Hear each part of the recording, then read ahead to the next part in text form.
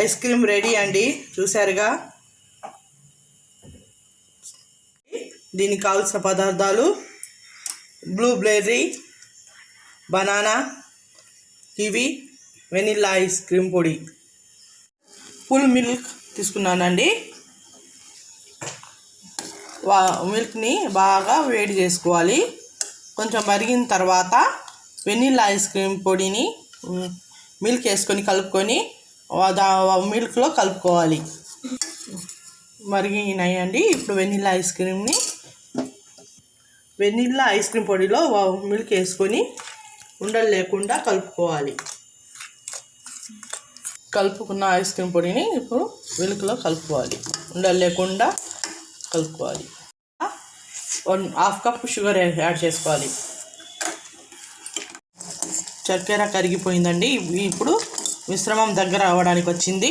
Stove off చేసి చల్లనివ్వాలి. అయిందండి. దీన్ని 3 స్టెప్లుగా తీసుకోవాలి.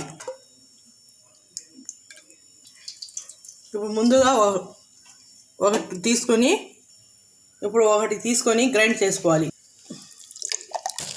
2 spoon milk powder, vanilla essence, మిల్క్మేడ్,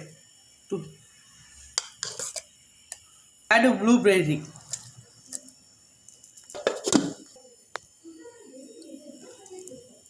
strawberry, lychee, kiwi రెండో పెట్టుకున్నాం కదండి. Milk powder, మిల్క్మేడ్,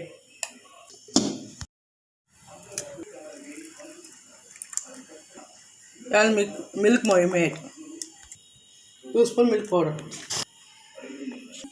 2 spoon essence.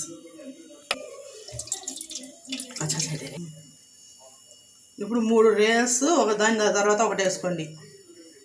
నాకు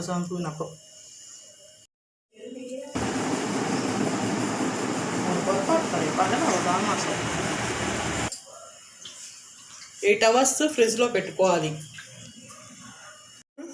ఐస్ క్రీమ్ రెడీ అండి, చూసారుగా.